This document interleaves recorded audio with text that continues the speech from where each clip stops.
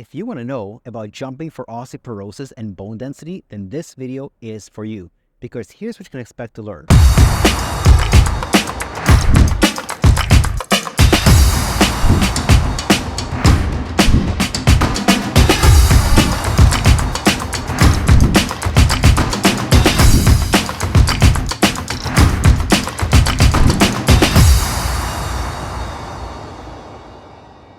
First, we'll address the issue of safety. Is it safe to jump if you have osteoporosis, even if you've had spinal fractures? Next, we'll address the issue of effectiveness. Does jumping improve bone density, and more importantly, does it decrease fracture risk? After that, I'll take you through a series of jumping progressions that can take you from easy jumps and very safe to slightly more difficult jumps as you get more advanced. Lastly, we'll answer the question of, does jumping in the water, on a trampoline, or on a skipping rope improve your bone strength? Before we jump in, who am I? My name is Igor. I'm the author of the Amazon best-selling book, Osteoporosis Reversal Secrets. As well, I run an online personal training company that specializes in helping people with osteoporosis and osteopenia strengthen their bones and improve their T-scores. Now, let's address the question of safety. Is it safe to jump if you have osteoporosis? In one meta-analysis, which is a study of multiple studies, these studies recruited lots of people and asked them to jump in various different ways, whether that's up and down, onto something, off of something, etc. In almost none of these studies have there been extra fractures. In another famous study called the Lift More study out of Australia, the researchers recruited lots of people with osteoporosis, including those who have had spinal fractures in the past, just not the recent past. Their spinal fractures were out of the healing phase at that point, and none of the participants in this study had any additional fractures. So is jumping safe if you have osteoporosis? Yes, especially if you follow the progressions in this video, as well as my advice in my other video about strength training for osteoporosis on your screen right now and in the description below. Next, let's talk about effectiveness. By how much can you expect to improve your bone density and your T-scores if you follow the right jumping progression? In one meta-analysis, participants improved their T-scores by 1.3% in a 6-month period, which is very good considering how little time jumping takes. Now, let's jump into the actual progressions.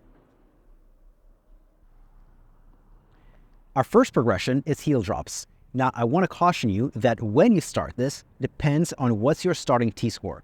If your starting T-score is minus 3.2 or worse anywhere in the body, don't do this until you've been doing just strength training only for the first 3 to 6 months. However, if your T-scores everywhere are better than minus 3.2, you can start the heel drops right away. And here's what they look like.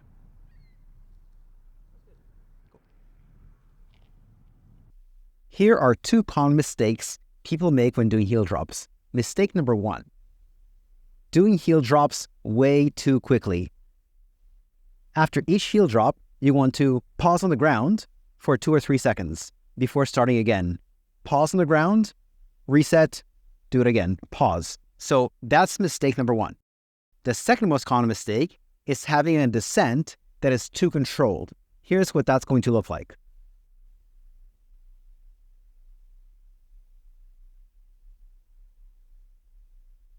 And that's a mistake. You want to think like you're punching the ground with your heels. You should feel the impact of the ground on your heel. In phase 2, we'll be jumping from the floor onto something, but then stepping down. The exercise prescription for this phase is 3 to 4 days per week, 50 to 100 jumps per workout, divided over multiple sets, and adding in 2 to 3 jumps every week as a progression. The duration of this phase is 3 to 6 months.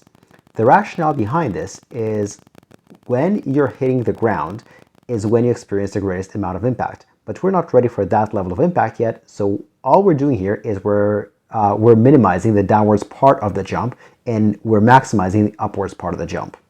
In phase 3, we're moving on to jumping up and down. If the greatest impact from a jump is the downwards part, well, here we're actually including it as opposed to the previous phase where we're minimizing it. The exercise prescription for this phase is 3 to 4 days per week, 40 to 80 jumps per workout, divided over multiple sets. The progression is to add 2 to 3 jumps every week, and the duration of the phase is 3 to 6 months. This is phase 4, the final phase of the jumping progression.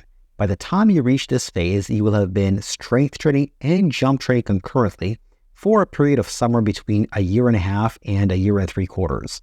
In this phase, we're going to step onto something, but then jump down and try to stick the landing.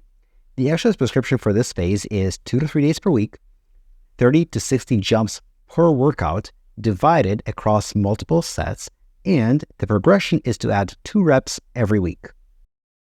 One question that I commonly get asked is, what about jumping on a trampoline, in the water, or skipping rope? The answer is no. Why not? Not because I like saying no. It's actually because you need to hit the ground with at least 4 times your body weight in order for bones to get stronger. And unfortunately, skipping a rope, jumping on a trampoline, or jumping in water doesn't get anywhere close to 4 times body weight. Research shows that 4 is what it takes to get better. Now, in this video, we covered jumping for osteoporosis. But jumping goes hand in hand with strength training. And I discuss all about strength training in my other video about weight training for osteoporosis. In that video, I cover which exercises to do for different body parts to improve the T-scores of different body parts, as well as how many sets, repetitions, days per week, and more. So check out that video on your screen right now or in the description below.